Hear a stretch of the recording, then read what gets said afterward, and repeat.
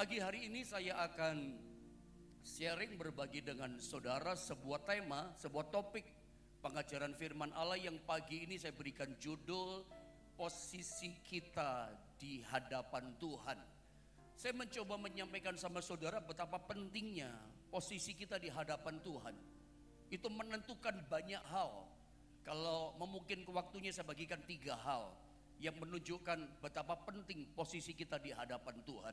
Nah, untuk mengerti keberadaan kita, posisi kita, position kita di hadapan Tuhan, mari kita baca dulu ayatnya. Kejadian pasal yang ketiga, kita baca ayat 9 dan ayatnya yang ke-10, saudara ya. Mari 2 ayat ini kita akan membacanya bersama-sama, saudara ya. Kejadian pasal 3 ayat 9 dan 10. 1, 2, dan 3.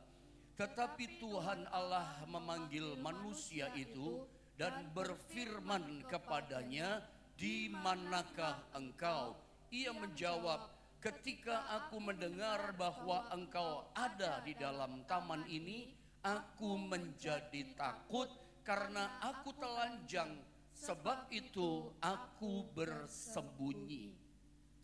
Dalam Kejadian pasal 3 ayat 9 sampai 10, saya yakin setiap kita sudah mengerti kisah ini, sudah memahami kisah ini tentang kejatuhan Adam dan Hawa. Yang manusia pertama jatuh dalam dosa. Karena apa? Melanggar perintah Tuhan, tidak taat pada perintahnya. Di ayat yang ke-10 kita menemukan 3 kata di sini. Saya baca ulang ya, lihat ayat 10. Ia menjawab, "Ketika aku mendengar bahwa engkau ada dalam taman ini," perhatikan, "aku menjadi takut." Kita ketemu kata takut. "Karena aku telanjang." Ada kata telanjang yang kedua. "Sebab itu aku bersembunyi." Karena takut, cemas, sembunyi. Tadinya kalau kita baca dalam Kejadian pasal 1, pasal 2, terutama penciptaan Adam dan Hawa, tinggal di Taman Eden, mereka tidak mengenal, mereka tidak pernah merasakan yang namanya rasa takut. Fenomena itu tidak ada dalam diri mereka. Sebab ketika Tuhan Allah menciptakan manusia Adam dan Hawa, Tuhan tidak ciptakan disertakan dengan rasa takut. Kenapa Adam takut? Yang jelas begitu melanggar perintah Tuhan, jatuh dalam dosa. Alkitab katakan, kemuliaan Allah yang selama ini menyelimuti mereka itu hilang, sirna. Makanya muncul kata telanjang. Mereka jadi malu karena Adam Hawa lihat, "Kamu telanjang, kamu juga telanjang." Makanya mereka dikatakan Alkitab, mereka menyematkan daun pohon arah menutupi ketelanjangan mereka. Bahkan ketika Tuhan Allah datang di taman, mereka lari bersembunyi. Kata ayat 10. Apa yang menyebabkan itu? Jatuh dalam dosa. Nah, yang menarik, ketika mereka sembunyi, ketika mereka ketakutan, saudara ya, ketika kemuliaan Allah tidak ada lagi hilang dalam diri mereka, Tuhan datang di taman dan Tuhan mendekati manusia, memanggil manusia. Perhatikan ayat 9. Tetapi Tuhan Allah memanggil manusia itu, dikatakan, dan berfirman kepadanya, "Di manakah engkau?" Ayat ini adalah Tuhan berkata, Tuhan bertanyanya kepada Adam dan Hawa, "Hai manusia, hai Adam dan Hawa, di manakah engkau?" Apakah selama ini saudara pernah merenungkan, apakah selama ini saudara pernah berpikir bahwa kata "di manakah engkau", ayat ini, kalimat ini berbicara tentang posisi kita di hadapan Tuhan. Di manakah engkau? Tuhan bertanya tentang posisi keberadaan Adam dan Hawa. Dan saya mau kasih tahu sama saudara, kalau kalimat Kejadian 3:9 ditujukan kepada Adam dan Hawa ribuan tahun yang lalu, sekarang kalimat ini ditujukan kepada setiap kita yang mendengar firman Allah. Tuhan sama pertanyaannya. Tuhan tanya keberadaan posisi kita. Di manakah engkau? Kenapa pengajaran tentang position ini, posisi kehidupan kita di hadapan Tuhan, saya harus lepaskan, sampaikan kepada saudara pagi ini? Karena saya melihat, saya mengamati, menurut saya Ada banyak orang Kristen, ada banyak orang percaya, bahkan sudah melayani Tuhan, sudah begitu lama ikut Tuhan, bahkan merasa saya udah mengenal Tuhan. Tapi saya menilai, saya mengamati, ada banyak orang Kristen ini bahkan sudah melayani Tuhan itu misunderstanding dengan Tuhan. Misunderstandingnya, salah pahamnya di mana? Merasa Tuhan itu tinggalkan dia karena kesulitan, karena masalah, sakit penyakit yang di tubuhnya nggak sembuh-sembuh, karena situasi kondisi yang pahit, yang tidak menyenangkan, persoalan-persoalan yang terjadi nggak diharapkan, itu terjadi dalam hidupnya. Nah, ada banyak orang Kristen begitu banyak misunderstanding, salah paham, merasa gini, Tuhan tinggalkan saya, Tuhan tinggalkan aku. Nah, pertanyaannya adalah, benarkah Tuhan meninggalkan kita? Kalau kita cek di dalam Alkitab, apa yang firman Tuhan katakan, apa yang Tuhan katakan, ada banyak ayat yang mengatakan dari pihak Tuhan. Tuhan berkata, aku tidak pernah tinggalkan kamu. Dari pihak Tuhan, dia nggak pernah tinggalkan kita. Ini kesalahpahaman orang percaya, misunderstandingnya orang percaya, merasa ditinggalkan Tuhan. Salah satu ayat misalnya Ibrani 13 ayat 5b, ayat yang sering kita baca. Saya bacakan sekali lagi, perhatikan. Ini dari pihak Tuhan berkata begini, aku Tuhan, maksudnya sekali-kali tidak akan membiarkan engkau, dan aku sekali-kali tidak akan meninggalkan engkau. Jangankan 2 kali, 3 kali, 4 kali, 5 kali, sekali saja dari pihak Tuhan berkata, aku tidak pernah tinggalkan kau sekalipun tidak. Makanya Ibrani 13 ayat 5b ini diterjemahkan lewat sebuah lagu berkata, tak sedetik pun kau tinggalkanku. Tahu lagi itu, anugerahmu melimpah bagiku. Itu diterjemahkan lagu, benar. Sedetik pun, sekalipun dari pihak Tuhan berkata, aku tidak pernah tinggalkan engkau. Ini persoalannya, ini misunderstanding, kesalahpahaman orang yang percaya pada Tuhan. Dia merasa ditinggalkan Tuhan. Dari sini perhatikan baik-baik, kita belajar sesuatu. Bahwa tidak selamanya perasaan kita itu benar. Perhatikan saudara ya, tidak selamanya perasaan kita benar. Tempo-tempo sekali waktu yang kita rasa perasaan kita benar. Tapi tidak selamanya. Kalau dalam hidup Kristen yang kita jalani, kita hanya berpatokan pada rule yang namanya perasaan kita. Saya khawatir hidup Kristenmu akan diombang-ambingkan oleh perasaanmu. Kalau dalam hidup ini kita berpatokan pada perasaan kita, hanya berpegang, hanya mempercayai yang kita rasa alias perasaan kita. Saya khawatir begini, nanti iman Kristenmu dipermainkan sama perasaanmu sendiri, ditipu sama perasaan kita sendiri. Enggak selamanya kok perasaan kita benar, itu masalahnya. Lalu harusnya bagaimana? Ya harusnya hidup yang kita bangun dalam iman Kristen kita bukan dibangun berdasarkan perasaan kita, tetapi iman Kristen kita, hidup Kristen kita harus dibangun berdasarkan apa yang Tuhan katakan tentang kita, tentang saudara. Itu yang kita bangun, itu yang kita percaya, itu yang kita pegang. Apa yang Tuhan firmankan, apa yang Tuhan janjikan, apa yang Tuhan katakan, itu kita pegang, itu kita percaya. Dibangunnya seperti itu, supaya apa? Dan misunderstanding kita, merasa, itu kan perasaan kita. Merasa Tuhan tinggalkan saya Pak, Tuhan tinggalkan saya, itu perasaan kita. Dari pihak Tuhan, Tuhan berkata, aku sekali-kali tidak pernah membiarkan engkau, dan aku sekali-kali tidak pernah meninggalkan engkau. Sebetulnya apa yang terjadi? Sampai kita berprasangka bahwa Tuhan meninggalkan kita.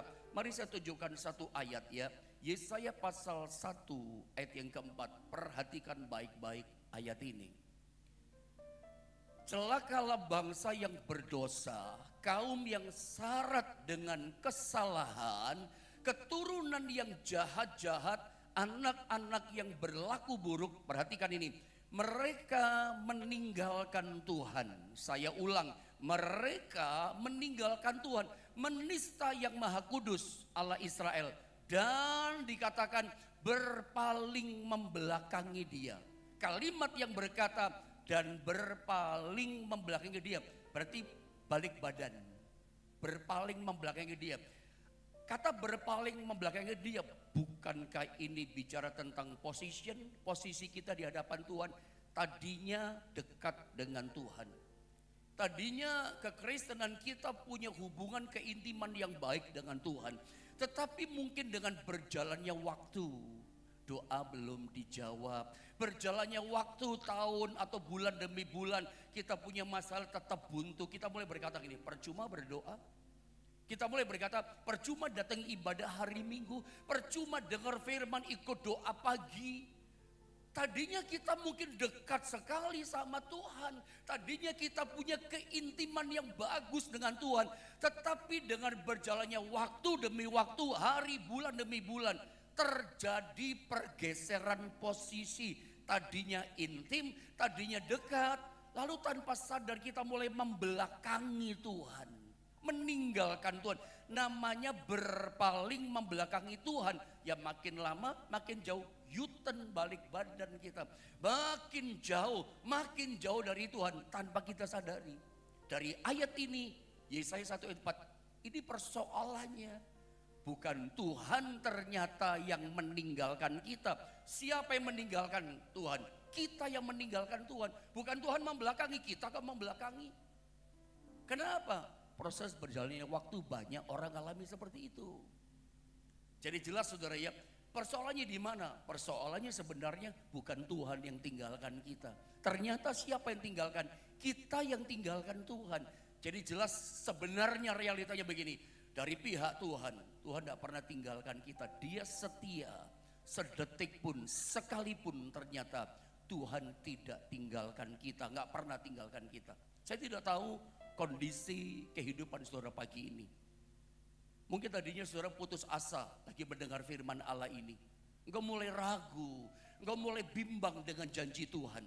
Nah, disinilah saya ingin sampaikan sama saudara, pentingnya kita ngerti posisi kita di hadapan Tuhan itu seperti apa. Sekarang saya akan bawa saudara pada poin ini. Mengapa posisi kita di hadapan Tuhan itu penting? Pentingnya apa? Saya tunjukkan poin 1. Kalau memungkinkan saya bagikan 3 hal sama saudara. Kalau perlu 4 hal kalau cukup. Ya. Yang pertama, pentingnya posisi kita di hadapan Tuhan ini. Karena ternyata posisi kita di hadapan Tuhan menentukan rasa aman kita. Mari baca ayatnya, Mazmur 62 ayat yang kedua. Saya ingin sama-sama kita membaca ayat ini. Keluarkan suaramu sampai terdengar di telingamu saudara ya. Mazmur 62 di ayat yang kedua. 1, 2, dan 3. Hanya dekat Allah saja aku tenang, daripadanyalah keselamatanku. Coba perhatikan kalimat pertama. Hanya dekat Allah saja aku tenang. Hanya dekat. Bukankah kalimat kata yang berkata, Daud berkata hanya dekat Allah. Kata dekat ini bukankah bicara tentang posisi? Posisinya dekat dengan Allah.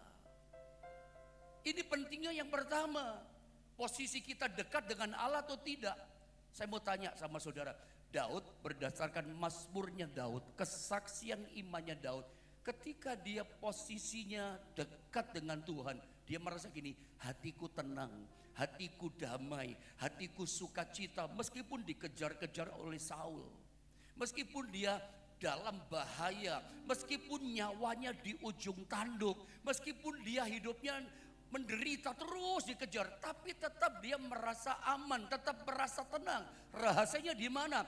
Dikejar dalam bahaya, ditindas oleh Saul, tapi hatinya tidak kalut, hatinya tidak takut, hatinya tidak bimbang, hatinya tidak ragu dan cemas, khawatir segala macam.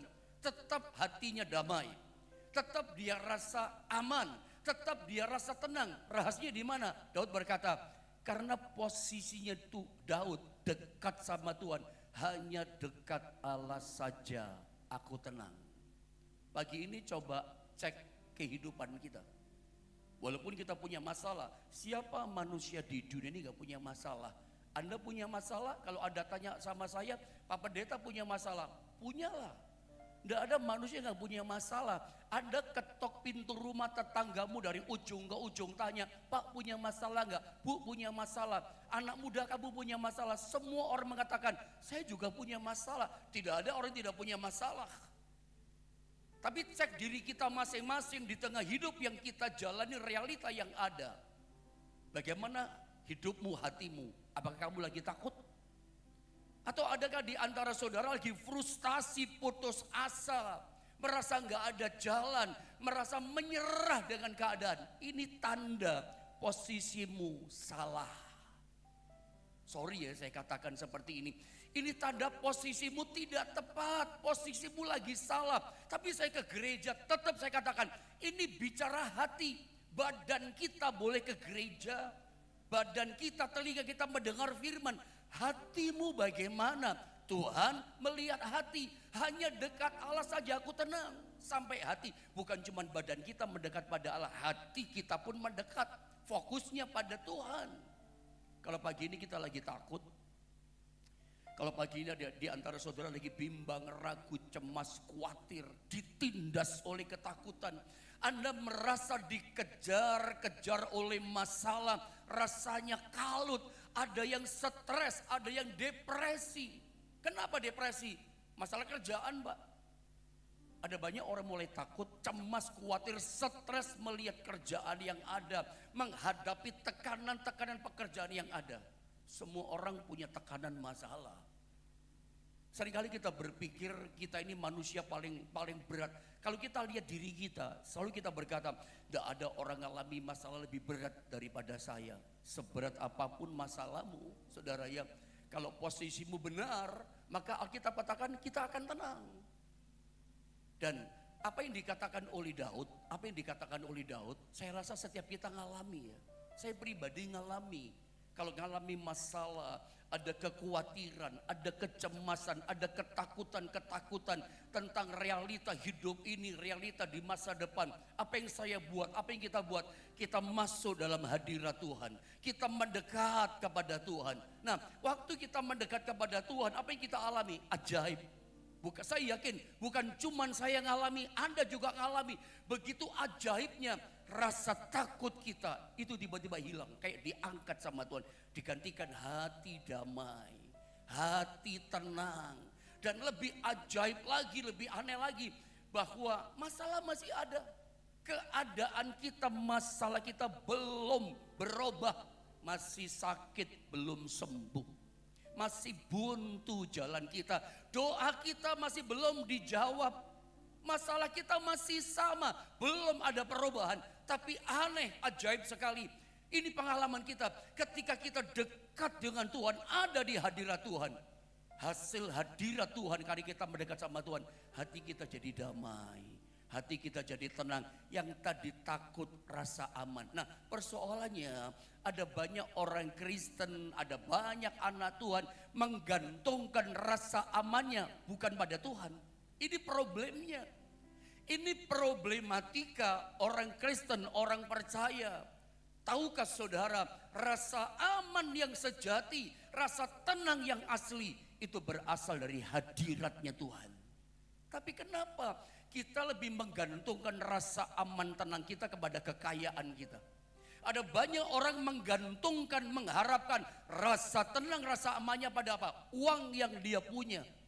Menggantungkan rasa aman, rasa tenangnya kepada kenalan-kenalan orang hebat yang dia miliki. Koneksinya kah, relasinya kah. Selalu berharap pada orang. Begitu ada masalah, ingat si A kenalannya, ingat si B.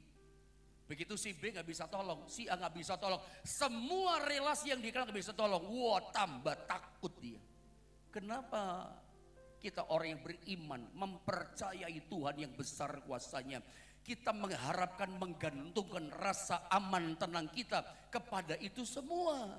Ingat, damai, ketenangan yang asli sejati itu berasal dari Tuhan dan hadiratnya. Coba kau masuk dalam hadirat Tuhan, dekat sama Tuhan. Kalau punya masalah, jangan lari dari masalah, larilah kepada Tuhan, mendekat kepada Dia. Hasil kita dekat dengan hadiratnya, kita merasa aman dan kita merasa tenang. Ini yang pertama. Pentingnya posisi kita di hadapan Tuhan. Bagaimana saat ini? Kalau Anda sedang takut, merasa tidak aman, berarti posisi kita salah. Bukan dekat dengan Tuhan, menjauh dari Tuhan. Apa yang kita mesti buat? Datang sama Tuhan, mendekatkan diri. Itu nomor satu. Kedekatan posisi kita dengan Tuhan menentukan rasa aman kita. Yang kedua, ternyata posisi kita di hadapan Tuhan, kedekatan kita dengan Tuhan, itu menentukan perspektif kita, cara pandang kita, sudut pandang kita. Contoh, buktinya Wahyu pasal 4 ayat yang ke-1. Itu membedakan cara pandang. Wahyu 4 ayat 1 saya baca begini kata firman Allah.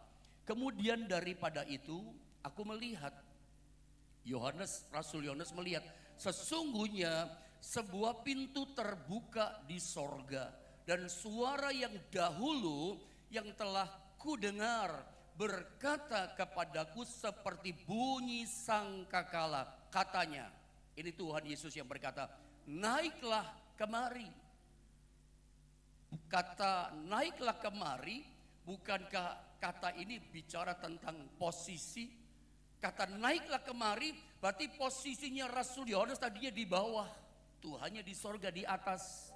Makanya Yesus berkata di tahtanya, naiklah kemari. Untuk apa ini? Dan aku dikatakan akan menunjukkan, aku akan memperlihatkan kepadamu Yohanes apa yang harus terjadi sesudah ini.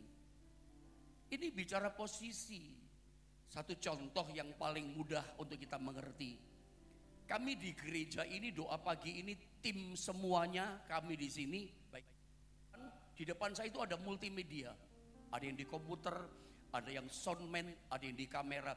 Kami semuanya 9 orang di sini. Saya hitung 1, 2, 3. Di sana 4, di sini 5. 9 orang kami tiap pagi. Kami yang 5 ini kami ada di atas, di depan, ada di stage ini, di mimbar ini. Sedangkan multimedia ada di bawah saya itu. Kan ada trapnya saudara ya. Lagian menghadapnya berbeda. Mereka menghadap ke arah saya menghadap ke arah mereka ke depan. Beda, coba lihat. Kalau seandainya saya melihat sesuatu yang luar biasa di depan saya. Yang saya lihat yang luar biasa. Maka tim multimedia gak bisa melihat apa yang saya lihat.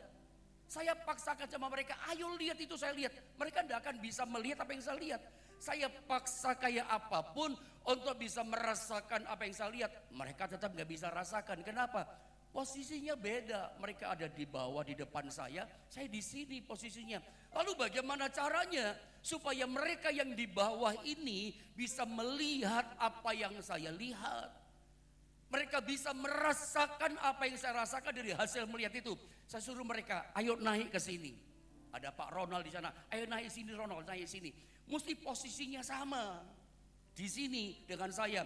Baru mereka bisa melihat, merasakan apa yang saya lihat. Seperti itulah Yesus berkata kepada Rasul Yohanes, naiklah kemari sebab aku ingin memperlihatkan, menunjukkan kepadamu apa yang terjadi. Cara pandang supaya bisa melihat. Kadangkala ada banyak di antara kita orang Kristen, ketika kita punya persoalan, kayak awal tadi, kita merasa ditinggalkan Tuhan. Padahal di pihak Tuhan enggak, ini kan cara pandang yang salah. Seperti 10 pengintai sama 2 pengintai, Yosua sama Kaleb dengan 10 pengintai. Yang dilihat sama, tapi mereka berkata, kita gak bisa masuk Kanaan, kita ditelan, kita dimakan sama mereka, kita kecil kayak belalang. Tapi Yosua sama Kaleb berkata apa? Kita bisa kalahkan mereka. Yang menyertai mereka, meninggalkan mereka, yang menyertai kita kuasanya lebih besar. Ini bicara soal cara pandang, cara melihat. Mungkin yang dilihat sama, tapi cara pandang bisa berbeda. Saya tunjukkan satu bukti saudara ya, bahwa semuanya bicara posisi kok. Kalau posisi kita persis dekat dengan Tuhan, maka kita akan bisa melihat apa yang dilihat oleh Tuhan. Kita bisa fokus apa yang menjadi fokusnya Tuhan. Jangan sampai fokus kita yang lain. Contoh di Alkitab, saya tidak sempat menulis ayatnya. Saya minta multimedia, tolong Mazmur 73. Saya bacain ayatnya ya. Ayat 2 sampai 5 saya baca, lalu 16 sampai 18. Lihat ayat ini ya. Seorang pemazmur bernama Asaf. Ayat 1 ini bicara Asaf yang bermazmur. Saya baca ayat yang kedua. Tetapi aku, kata Asaf, sedikit lagi kakiku terpeleset, nyaris aku tergelincir mau jatuh. Apa yang tergelincir mau jatuh di sini? Imannya mau terpeleset, imannya mau jatuh. Kenapa imannya mau jatuh, mau kehilangan iman? Seorang pemazmur yang bernama Asaf. Orang ini dekat sama Tuhan, tapi terjadi pergeseran. Gara-gara apa? Lihat ayat 3 sampai 5, saya baca saja ya. Sebab aku cemburu, iri hati kepada pembual-pembual.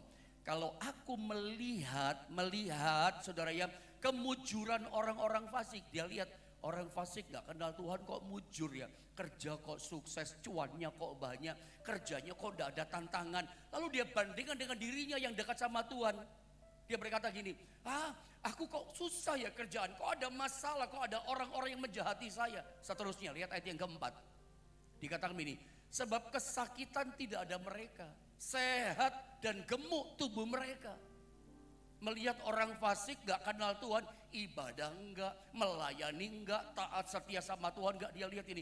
Itu orang fasik kok sehat gak sakit ya. Mereka gemuk segar gak kayak aku kadang sakit begini. Dia mulai bandingkan dirinya dengan orang di luar sana. Makanya dia mau terpeleset. Lihat ayat yang kelima. Mereka tidak mengalami kesusahan manusia. Mereka enak, senang, damai. Aku kok susah yang mengalami masalah. Dan mereka tidak kena tulah seperti orang lain. Mulai membandingkan. Makanya sampai hampir kehilangan iman. Mau hancur, mau jatuh imannya Asaf. Nah, ketika dia coba pengen cari tahu kenapa mereka enak, gemuk, segar, cuan, untung, kerjaan enak, mereka tidak ngalami kesusahan, aku kok ngalami masalah kesusahan. Ketika dia coba pengen cari tahu jawabannya, masa-masa transisi itu hampir jatuh dia. Lihat ayat 16, apa yang dia buat. Dan ini yang terjadi 16. Tetapi ketika aku bermaksud untuk mengetahuinya, masa transisi, hal itu menjadi kesulitan di mataku, udah bisa ngerti. Makin ditanya, saya pernah bilang, makin kita tanya, kenapa ya saya alami ini, mengapa ya terjadi, yang ginian kok terjadi, pekerjaan kok ngalami gini, kenapa ya, mengapa. Selalu saya ajarkan sama saudara, makin Anda tanya mengapa terjadi, makin Anda tanya kenapa saya alami, Anda makin tidak ketemukan jawaban, jawaban makin menjauh dari saudara. Anda menemui kesulitan tidak pernah bisa ngerti. Makin sulit di mataku. Aku tidak ngerti. Kok mereka enak, kok aku kayak begini. Kita merasa sia-sia ibadah. Percuma berdoa. Percuma baca firman. Percuma tekun tiap pagi doa, Tuhan tolong gak tolong. Bisa begitu loh saudara. Nah di ayat 16 ketika masa transisi dalam kehidupannya Asaf ini. Lihat apa yang terjadi. Ada sebuah perubahan yang drastis. Cara pandangnya berubah. Kapan terjadi perubahan? Ayat 17-18 saya baca. Sampai aku masuk, dikatakan, ke dalam tempat kudus Allah. Sampai dia masuk dekat ke hadirat Allah. Lebih dekat dengan hadirat Allah. Hasilnya apa? Dan memperhatikan kesudahan mereka. Lihat ayat 18. Sesungguhnya di tempat-tempat licin kau taruh mereka. Kau jatuhkan mereka sehingga hancur. Sekali jatuh gak bisa bangkit lagi. Hancur, tetap hancur. Itu Asaf lihat, kok tadinya gak seperti ini. Tadinya dia iri, tadinya dia cemburu. Mereka enak aku begini. Sampai dia mengerti bagaimana sebenarnya. Dia punya sudut pandang yang benar, perspektif yang benar kapan? Ketika dia masuk mendekat di hadirat Tuhan. Bagaimana dengan kita? Adakah di antara kita sekarang punya perspektif yang salah? Merasa percuma berdoa, percuma tiap minggu datang kebaktian, percuma puasa, percuma dengar firman doa bagi setiap hari di GSPDI Jombang, percuma. Kalau Anda berkata percuma dan sia-sia, sorry to say saya katakan, berarti posisimu lagi salah. Engkau bukan dekat, coba dekatkan dirimu. Yang harus kita lakukan bagaimana pendeta? Mendekatlah posisimu dekat dengan Tuhan. Ketika engkau dekat dengan hadiratnya, hasilnya apa? Cara pandang kita akan diubah. Mungkin masalah kita masih sama, sakit belum sembuh, susah masih ada, Ya kan, doa belum dijawab, kerjaan masih buntu, keuangan belum dipulihkan Tuhan. Masalah kita belum berubah, masih ada sebenarnya. Tapi cara pandang kita berubah, kita jadi percaya, aku yakin Tuhan pasti menyembuhkan aku. Positif.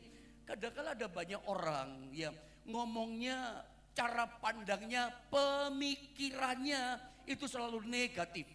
Anda pernah kan ketemu sama orang Kristen, anak Tuhan, pelayan Tuhan, hamba Tuhan juga bisa jadi begitu. Selalu yang dia pikirkan negatif. Mau melangkah negatif, selalu yang buruk dia pikirkan, selalu yang jelek-jelek yang dia pikirkan. Mau melangkah kerja, nanti bangkrut. Mau kerja sama join sama seseorang berkata, nanti ditipu. Padahal kan enggak. Jangan-jangan justru itu kesempatan yang dibuka sama Tuhan. Ada orang didatangkan sama Tuhan, digerakkan hatinya. Teng datang sama saudara. Siapa yang gerakkan dia? Ternyata Tuhan yang gerakkan dia. Buka pintu kesempatan bahwa Anda naik next level kerjaan saudara. Tapi Anda udah punya pikiran yang jelek, yang buruk, yang negatif. Nanti dia tipu saya, nanti saya bangkrut sama dia. Selalu berpikirnya, kenapa orang selalu punya pola pikir, cara pandang, perspektif yang selalu buruk, selalu jelek, selalu negatif. Sorry to say, posisimu salah. Orang kalau memang hatinya dekat sama Tuhan, dia percaya Tuhan pasti tolong aku. Tuhan pasti bereskan masalahku. Aku disembuhkan Tuhan. Pasti ada pemulihan, pasti ada jalan keluar. Beda cara pandangnya. Orang yang dekat di hadirat Tuhan, berpikirnya dan tindakan perkataannya berbeda. Kalau hari ini yang keluar di mulut kita, pikiran kita cuma yang buruk, yang jelek. Sorry, posisimu salah. Lalu bagaimana caranya? Bereskan posisimu, mendekat kepada Dia. Ini pentingnya yang kedua, posisi keberadaan kita dengan Tuhan. Yang pertama, menentukan rasa aman tenangnya hidup kita. Meskipun dalam masalah tetap tenang katanya saudara ya. Tetap percaya ada Tuhan dan punya cara pandang yang benar. Tuhan pasti tolong aku. Yang ketiga, masih ada waktu berapa menit. Yang ketiga, pentingnya posisi kita dengan Tuhan gini. Posisi itu menentukan kepahitan atau tidaknya hidup kita. Langsung saja ya, Ibrani 12 ayat 15. Saya bacakan ayat ini. Jagalah supaya jangan ada seorang pun menjauhkan diri dari kasih karunia Allah. Bukan menjauhkan diri dari ibadah loh. Bukan menjauhkan diri dari gereja, bukan. Menjauhkan diri dari kasih karunia Allah. Jangan pernah jauh dari lingkaran kasih karunia Allah. Hidup kita harus ada dalam lingkaran kasih karunia. Jangan pernah jauh-jauh dari kasih karunia Tuhan. Kenapa? Agar jangan tumbuh akar yang pahit, yang menimbulkan kerusuhan dan yang mencemarkan banyak orang. Karena ternyata yang ketiga ini pentingnya posisi kita dengan Tuhan. Menentukan pahit atau tidaknya hidup kita. Kalau Anda kepahitan, itu jelas menunjukkan posisimu salah. Engkau sedang menjauhkan dirimu dari kasih karunia Tuhan. Dekatkan dirimu pada kasih karunia, dalam lingkaran kasih karunia Tuhan, dekat sama Tuhan. Kalau enggak, kita gampang pahit. Kita seringkali ada kepahitan di hati, kecewa di hati, marah, dendam, pahit di hati. Lalu kita salahkan apa? Gara-gara masalah saya ini. Kita salahkan keadaan, kita salahkan saya kepahitan, kecewa gara-gara perbuatannya dia, kelakuannya dia. Saya kepahitan gara-gara mulutnya dia fitnah saya. Yang kita salahkan perkataan orang, yang kita salahkan masalah kita, yang kita salahkan perbuatan orang. Saya jadi kepahitan karena dia, Pak. Sorry loh saudara ya. Kemarin kita belajar pahit atau damai itu keputusan pilihan kita loh. Kita kepahitan itu bukan karena si A, si B, si C atau masalah kita. Anda kepahitan, kenapa? Engkau tanpa sadar, engkau menjauhkan, posisimu sudah jauh dari kasih karunia Allah. Engkau, kamu, saya katakan sudah tidak berada dalam lingkaran kasih karunia. Kita udah jauh dari lingkaran, Anda sudah keluar outside dari keluaran dari kasih karunia. Bagaimana? Dekatkan dirimu lagi pada kasih karunia. Ada banyak kok bukti, saya bisa buktikan dengan 2-3 menit yang ada. Anda lihat Daud, menurut saya Daud adalah salah satu orang yang punya alasan kepahitan dalam hidupnya. Dengan siapa? Dengan Saul. Sudah tolong selamatkan nama baiknya, bunuh Goliat, malah mau dibunuh. Air susu dibalas air toba. Kemanisan dibalas dengan kejahatan. Punya alasan kepahitan. Dikejar-kejar tiap hari mau dibunuh. Ditombak berkali-kali meleset, dilempar tombak. Dikejar terus. Kepahitan. Sampai satu kali kita baca di Alkitab. Sampai Daud merasa tidak ada tempat yang aman di Israel. Terus dikejar. Sampai dia berpikir gini, lari ke Filistin, ke Raja Akis. Dan pura-pura gila. Air liurnya menetes garuk-garuk tembok pintu gerbang.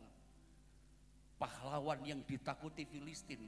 Sekarang di depan orang Filistin, Raja Akis, dia pura-pura gila. Betapa depresi, stresnya Daud kita lihat. Sampai seperti itu loh saudara. Masalah yang ditimbulkan oleh Saul. Mulutnya, perbuatannya Saul. Sampai Daud ngalami seperti itu, pura-pura gila. Stres depresinya berarti tidak semasalah. Pertanyaan saya, apakah Daud kepahitan sama Saul? Tidak. Daud itu berkali-kali, bahkan 1-2 kali dia punya kesempatan untuk membunuh Saul di depan mata. Tinggal ditoba, di depan dia tidur kok Saul di gua. Tinggal bunuh. Sampai sebab orang dekatnya Panglima berkata, bunuh saja. Hutang darahnya aku yang tanggung. Tidak, aku tidak mau mengusik orang yang diurapi Tuhan. Gak mau dibunuh. Bahkan kalau kita baca di Alkitab, lebih lagi saudara ya. Ketika dia dengar berita Saul mati dibunuh sama orang Amalek. Sampai ditancapkan jasadnya, mayatnya di tembok. Alkitab cerita gini, Daud meratap menangis berhari-hari mendengar kematian Saul. Coba yang jadi Daud seandainya adalah kita. Dengar musuh kita mati. Mungkin kita bersorak, haleluya, Tuhan berikan kemenangan. Ya kan saudara ya, lihat musuh kita mati. Daud tidak, menangis, dia meratap. Dia tidak punya jadi artinya Daud tidak punya kepahitan dong. Iya, dia nggak punya kepahitan. Kenapa? Posisinya dekat sama Tuhan dalam lingkaran kasih karunia. Jadi kalau kita kepahitan dari kisah Yusuf, dari kisah Daud kita ngerti. Yang buat kita pahit bukan orang. Bukan keadaan, bukan masalah kita. Yang membuat hati kita kemasukan kepahitan, dendam, kecewa itu karena apa? Posisi kita tidak dalam lingkaran kasih karunia. Bukan saya yang ngomong, firman yang bilang Ibrani 12:15, jagalah waspada supaya jangan ada seorang pun termasuk di antara kita menjauhkan diri dari kasih karunia Allah. Tetap ada dalam lingkaran kasih karunia Tuhan. Supaya apa? Tidak ada kepahitan bisa masuk di hati kita. Kalau kita kepahitan, ini bukan masalah jauh dari gereja. Bisa di gereja, bisa melayani Tuhan, aktif dengar firman. Ada kepahitan, saya tidak tahu. Tidak ada firman yang datang kebetulan. Jadi kalau ada di antara saudara lagi kepahitan hatimu, itu menunjukkan begini, posisimu tidak pas. Engkau berada di luar lingkaran kasih karunia. Sekarang dekat sama dia. Lepaskan pengampunan. Ada banyak orang berkata, saya nggak bisa mengampuni Pak, gara-gara perbuatannya dia kok. Salah posisi. Inilah pentingnya posisi kita di hadapan Tuhan. Memberikan rasa aman. Yang kedua, cara pandang kita beda. Bukan pikiran yang jelek, yang buruk. Yang ketiga, menjauhkan kita dari namanya kepahitan, dendam, marah, kecewa di hati. Saya pernah mendoakan seorang ibu.